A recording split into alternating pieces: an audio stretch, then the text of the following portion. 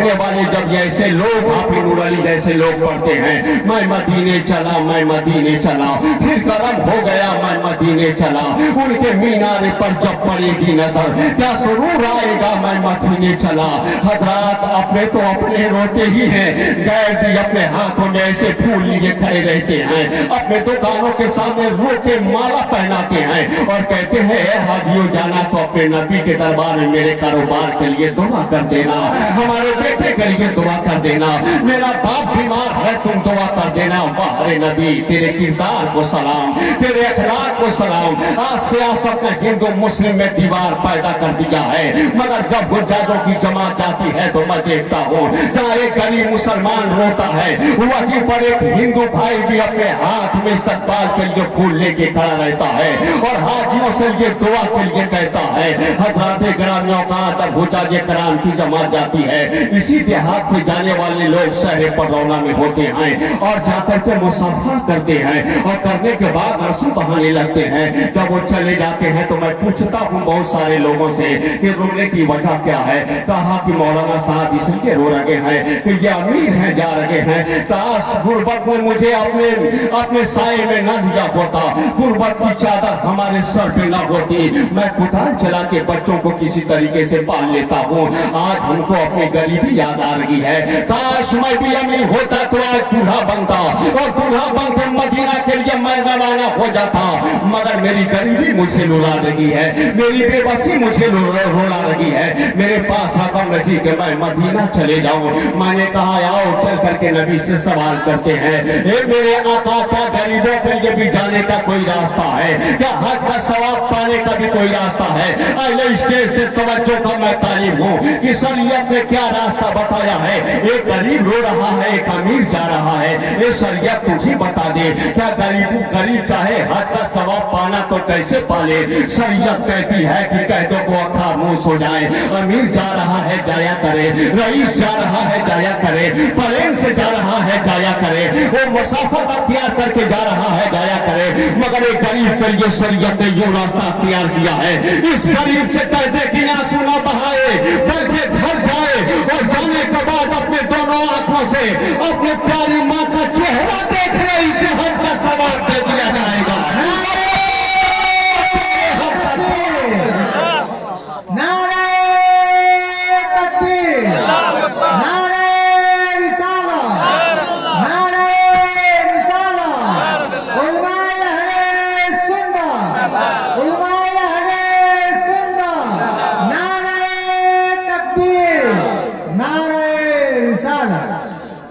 आज वो तो वहां है, यहाँ पे भी कुछ लोग आंसू बहा रहे, रो मत, शरीयत ने उसके लिए भी रास्ता बनाया है।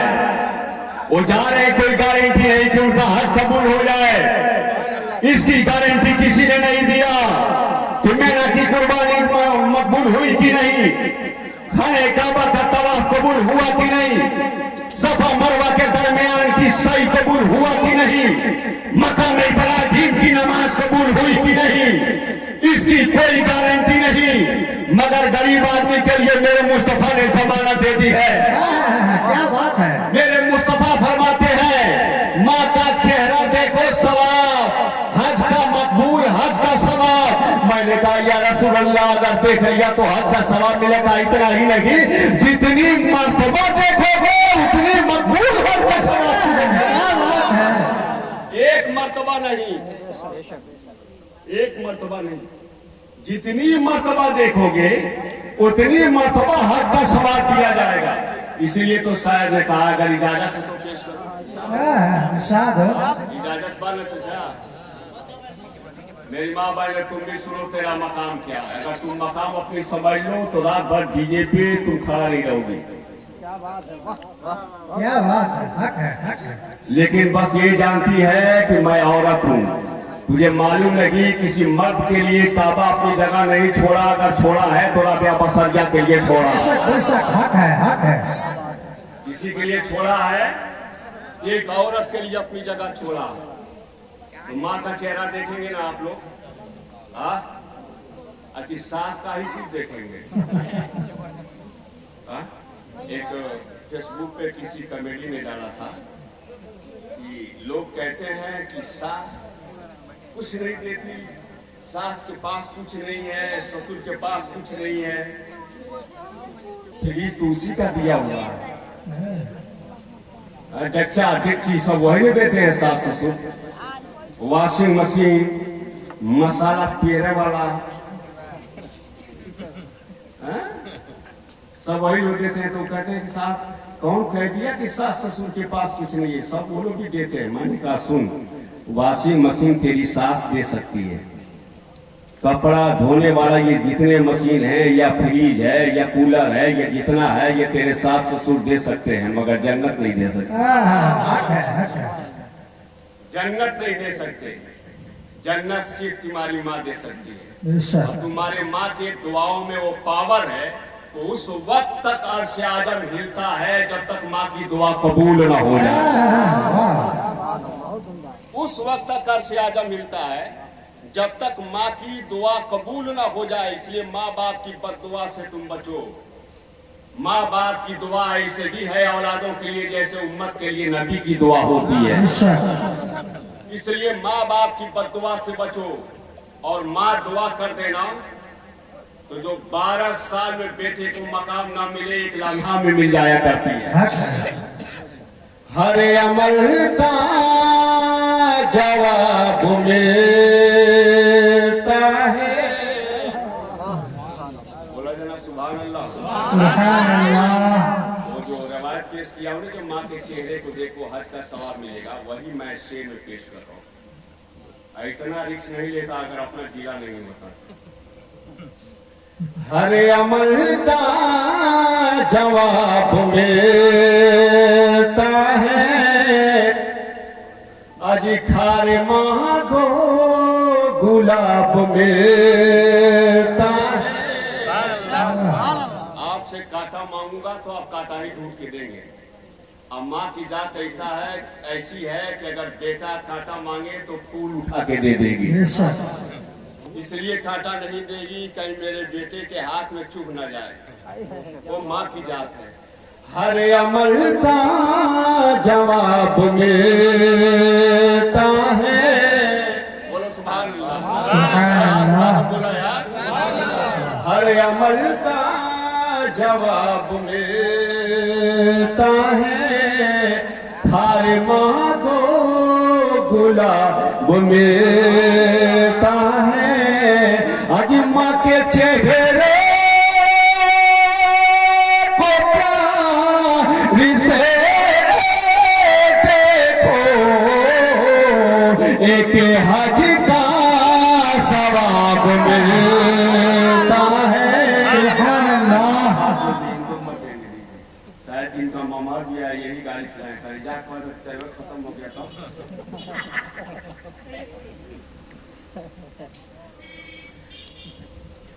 माँ के चेहरे को प्यार से देखो, एक हज का सवाब मिलता है, एक हज का सवाब मिलता है। हजरात तो माँ के चेहरे को देखिए, माँ बाप का आप अदब कीजिए, अपने सास ससुर का भी कीजिए, सबका कीजिए, मगर हर आदमी का हक आपके ऊपर अलग अलग है। जो हक आपके माँ का है वो दूसरे का नहीं है। आपके सर पे जो हक आपके बाप का है वो आपके ससुर का नहीं है। जो हक आपके ऊपर पड़ोसी का है वो दूसरे पड़ोसियों का नहीं है। जो हक आपके ऊपर आपके भाई का है वो दूसरे का नहीं है। हर आदमी का अलग अलग हक होता है। उस हक को आप पहचानिए और उस पर अमल करने की कोशिश कीजिए। हजरात, जाने वाले हुज्जाजे कराम तो पहुंच जाते हैं, मगर और तारीख के बाप पलटते हैं। और जाने वाले कैसे कैसे लोग गए हैं साहब। आपको मालूम है कि इब्राहिम बिन अदहम पैदल 12 साल पैदल चलते चले थे कि मैं तवाफ़े काबा करूंगा। कितने साल? 12 साल। कितने साल? शहाब भाई तो पहुंच गए 10 महीने में, मगर वो कितने साल चले थे? अरे बोला कितना साल? 12 साल। 12 साल कम हो गए। 5 साल अभी जोड़ दिया था, हमने लेकर सऊदिया चल लिए। 12 अरे मैं अगर 5 और ही जोड़ा जा तो निकलेगा सऊदीया कुवैत में रही का हुई पढ़ा के, का हुई डॉक्टर बना के, का हुई इंजीनियर बना के, चल कपिलों का तमाचा खाना और उसके बकरियों की पेशाब पखाना साफ करना। बेटे जब पैसा भेजते हैं तो बाप और आजम पे होता है, माँ का तो शराब में होती है। कभी पूछा अपने बेटों से कि बेटा वहां कितना जुल्म सितम तुम बर्दाश्त करते हो? तुम्हारे बेटे को तन्हाइयों में जब तमाचा मारा जाता है तो माँ बाप को याद करके रोता है वो। कभी सोचा तुमने अपने बेटे को जाहिल बनाकर खजूर के बाग में भेजे हो, गुलामी की जंजीर में जकड़ कर तुमने भेज दिया, और जब तुम्हारा बेटा पैसा भेजता है तो असाजा पे चढ़ जाते हो। कितने तमाचे खाए हैं 3 साल में, कभी पूछो तन्हाइयों में अपने बेटे से। आदना नौकर आप रखते हैं तो किस तरह रखते हैं, उसी तरह समझिए उसे। बहुत करीबी लोगों ने बताया कि साहब कितना जुल्म करते। खुद एक मेरा साथी आया, दोबारा जाने का नाम नहीं लेता। लोगों ने कहा आपका दोस्त है, उसे समझाइए। तन्हाई में रोने लगा, कहा मौलाना तमाचे मारते ना 2 दिन तक चेहरा काला रहता है, 2 दिन तक चेहरे काले रहते। इसलिए अपने बेटे को इतना तालीम दे दीजिए। सऊदीया का 1000, हमारे भारत का 1 रुपया काफी है। कम से कम आपका बेटा आपके सामने तो रहेगा, आपके शफकत के साए में तो रहेगा। और मुस्लिमों को घर बर्बाद करने में सऊदीया हुकूमत की बहुत बड़ा हाथ है। और जो शौहर 3 साल बीबी को छोड़ के बाहर रह गए, घर के हालात क्या होंगे? इल्ला माशाअल्लाह, सबकी बात मैं नहीं करता। आज मार्केटों में जाकर देखो क्या हालात है। शरीयत ने कितने दिन तक कहा रहने के लिए? 4 माह या 6 माह, इससे ज्यादा नहीं रह सकते आप अपनी उम्र के एतबार से। यहाँ 3 साल बेटा अपनी जवानी वहां गुजार रहा है। हालात क्या होंगे घर के? बेटा बर्बाद होगा कि नहीं होगा, उसकी बीवी बर्बाद होगी कि नहीं होगी, सबकी बात नहीं करता। अल्हम्दुलिल्लाह आज भी लोग पर्दे में रखने वाले लोग हैं, मगर आज मार्केटों में देखो हालात क्या है। इसलिए अपने बेटे को सही तालीम दो। इसी भारत के सरजमीन पे रोजी रोटी तलाश हो, वो पेंशन ही साथे, मगर भारत के सरजमीन पर रहकर अपने बच्चों को अच्छी तालीम दे दिया करे, अपने माँ बाप की खिदमत कर दिया करे। आप बचाओ सऊदीया से अपने बच्चों को। अल्लाह तौफीक दे तो हज करने के लिए जाना, अल्लाह तौफीक दे तो आप रोज़े रसूल पे हाजिरी देने के लिए जाना। तो मैं क्या बयान कर रहा था, जाने वाले भूल जाते हैं, मगर मैंने तारीफ जो पढ़ी है सुभान, और प्यार से बोलिए, प्यार से बोलिए, पीर का जिक्र करने जा रहा हूं ना पूछो। हाय हाय जो फरमाते हैं कि पूरी दुनिया को ऐसे देखता हूँ जैसे हथेली पे राई का दाना। जो पीराने पीर हैं, बोलिए सुभान अल्लाह। जो रोशन जमीर हैं, ऐसे पीर का तस्करा करने जा रहा हूँ जो सिर्फ कब्र पे देख दे तो मुर्दा खड़ा होकर मुस्तफा जाने रहमत पढ़ने। मैं ऐसे पीर का जिक्र करने जा रहा हूँ। सरकारी गांव से आलम भी चले पैदल, तो जो आप लोगों की है, बड़े पीर की बात आए तो सब बोले। इसलिए कहा कि साथ फरमाते हैं कि मेरी मधुर सनाई उस वक्त तक कोई नहीं कर सकता, मेरा नाम उस वक्त तक नहीं ले सकता जब तक हमारी मर्जी नहीं होती है। तो सब लोग बोल के इसलिए शामिल हो जाए, देखा जाए गौ से आजा मुझे चाहते हैं कि नहीं चाहते।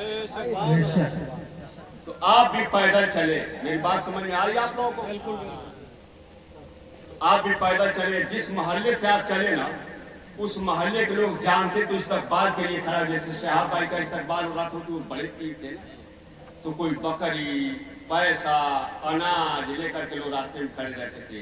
सरकारी गौ से आजम आएंगे, मदीना जा रहे हैं, उनको दे दूंगा, लोग इकट्ठा कर देते थे। आज कॉल के पीर साहब लोग होते तो लखनऊ में जमीन ले लेते। खराब तो नहीं करो। अच्छा, उनके बच्चे ना इंजीनियर हैं, ना डॉक्टर हैं, ना कहीं मदरसे में पढ़ाते हो, तो चौक चौराहे खाली गुटखा खाते हो। आखिर इतनी बिल्डिंग भी बनी किस पैसे से? कभी सोचा आपने? आपका पैसा, आपका पैसा। और एक तमाम एक महीना भिखारी बनकर आपके वहां रह करके तन्हाइयों में रोता है, कभी गौर किया? 5,000 पटौना में लेके चला जाओ तो गुजरी माजार से तिलक चौक नहीं जा पाओगे, वहीं खत्म हो जाएगा।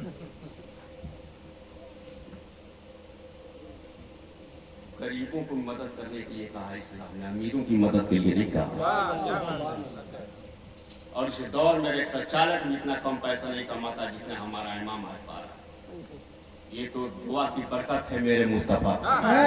क्या बात है। ये तो दुआ की बरकत है कि 5,000 न देखो। मुस्तफा ने इरशाद फरमाया कि हमारे मुबल्लिगीन के लिए समंदर की मछलियां दुआ करती हैं, बेशक बेशक। सुराखों में चींटियां दुआ करती हैं। जिनके साथ माँ बाप की दुआ हो, सुराखों में चींटियां दुआ कर रही हैं, समंदर में मछलियां दुआ कर रही हैं, उनके बच्चे कभी भूखे नहीं सो सकते। वो पेड़ के नीचे भी अपनी बीवी को रखेगा तो पर्दे में रखेगा। अखबार में बहुत सारे लोगों ने सुना होगा, आपने पढ़ा भी होगा, फलां की बीवी भाग गई। अगर पढ़े हो कि किसी मौलवी की बीवी भाग गई तो बताइए, बताइए क्यों? इसलिए ये खिदमत करता है दीन की, दिलाते हैं मुस्तफा। ये खिदमत करता है दीन की, दिलाते हैं मुस्तफा। कहां से आता है? अल्लाह है फरमाए। पड़ौना का राजा साहब भी उतना गोश्त नहीं खाते जितना मैं खाता हूँ, लेकिन मेरा वजन बढ़ता ही नहीं, 47 से 62 गया। ये अल्लाह का करम है, दस्तरखान मौलवियों का हरा भरा रहता है, लेकिन सारे मौलवी तारीफ के काबिल नहीं है। मैं उस मौलवियों की भी मुखाफत करता हूँ जो 180 रुपया के किल 25,000 में ला के घर बांधते हैं। बहुत सारे मक्कार भी पड़े हुए हैं, कहते खाजा साहब आ गए। चुप, मजदूर कहाँ? खाजा साहब आ गए तुम्हारे पास? हाँ, खाजा साहब पास इतनी फुर्सत है कि तुम्हारे ऊपर आकर के इसको चेक करेंगे कि क्या है। इतने बड़े पावर वाले हो गए हो, इतने मार खाओगे क़यामत में कि जोर ठिकाने लग गए। बेशक बेशक। कैसा घर बनवा लीजिए, कैसा, कब तक ये जहालत रखिएगा यार? उसमें लिखा क्या रहता है कि आयतुल कुर्सी? क्या लिखा रहता है? अरे बोलिए ना, समझा दो आपको। क्या लिखा रहता है? आयतुल कुर्सी। 4 कोने में डाल दिए,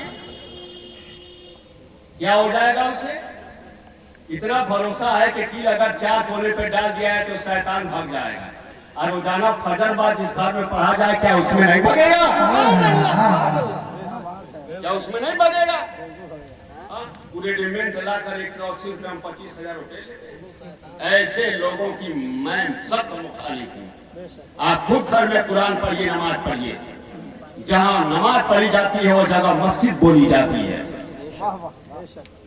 आपके घर में सजदा होगा, कुरान की तिलावत होगी तो बात आगे बढ़ जाएगी। बहरहाल तो मैं बयान क्या कर रहा था, सरकारी गौसे आजम में चली तो लोग जो है लाके बकरा बकरी गाय ला करके खिदमत में दिए। सरकारी गौसे आजम जब ले लेते तो फरमाते, ऐ लोगों ऐलान कर दो इलाके में जितने गरीब वहां जाएं मेरे पास खड़े हो जाए। अरे यार तो पावर बनावे वाला जुमला, बाप बोला ना यार, सुभान अल्लाह। चाहे वो रोक दे, सब क्या है, क्या जरूरत है? हुजूर एक गाय मिल जाए, ले लो। तुम्हें क्या चाहिए? बकरी, कहा ले लो। तुम्हें क्या चाहिए? हुजूर बेटी की शादी है, कहा ये रकम दे दो। तेरे घर का क्या हाल चाल है? हुजूर 3 दिन से फाका कसी है, कहा ये चावल ले जाओ। ये हो तो ऐसा, ये हो तो ऐसा।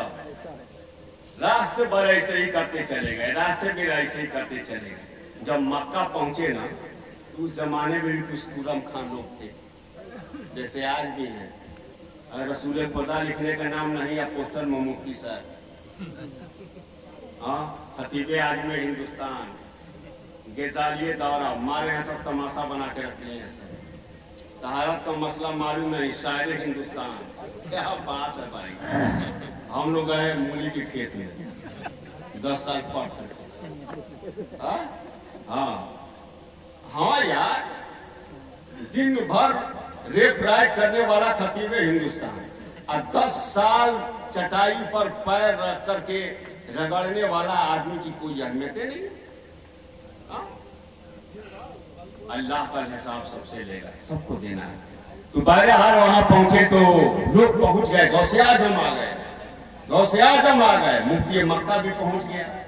जो वहां का इमाम साहब था, कहा हुजूर मैं आया हूं मिलने का, मिलिए सब मिले। लेकिन उनके तो दिमाग में कुछ था, इम्तहान लेना। देहातों में हम लोग भी जाते हैं तो भले उसको न मालूम है, कहते जरा बताइए ना आंखें की फरफरा रही है, हम का बताइए डॉक्टर वहाब लगे, उन्हें बताइए कहा फरफराता, हम का बताइए।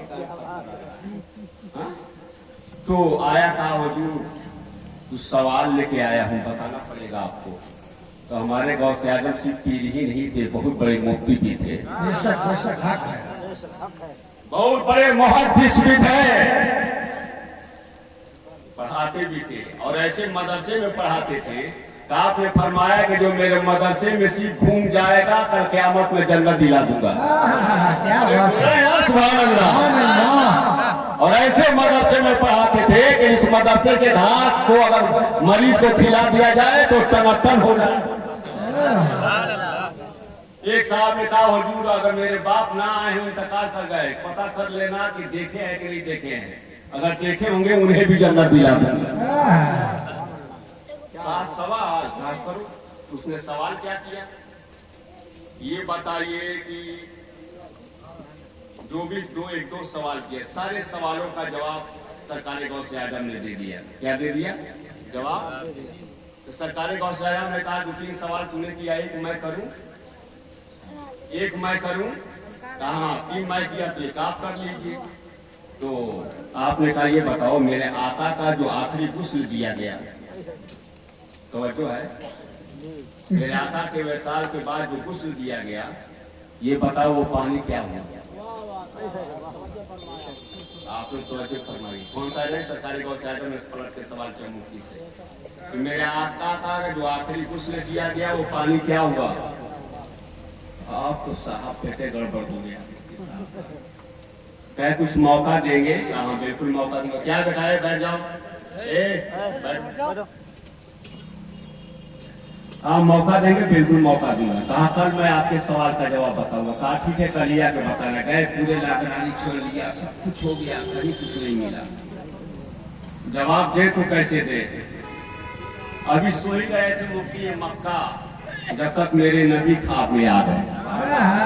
और प्यार से बोलिए, और प्यार से बोलिए, मेरे मुस्तफा ख्वाब में आ गए। अब तनहा नहीं आए, एक और हसीन जमील जमात की आप लोगों की तवज्जो चाहता है। जब मुस्तफा तो समझ में आ रहे हैं कि मेरे आका है, मगर बगल वाले समझ में नहीं आ रहे थे कि कौन है। मेरे मुस्तफा ने कहा मुफ्ती मक्का क्यों इतना परेशान हो? कहा आपका बेटा अब्दुल कादिर है। हम लोगों ने एक सवाल कर दिया, उसका जवाब नहीं मिल रहा है, सुबह ही मुझे बताना। तो मेरे मुस्तफा ने फरमाया बगल वाले से कि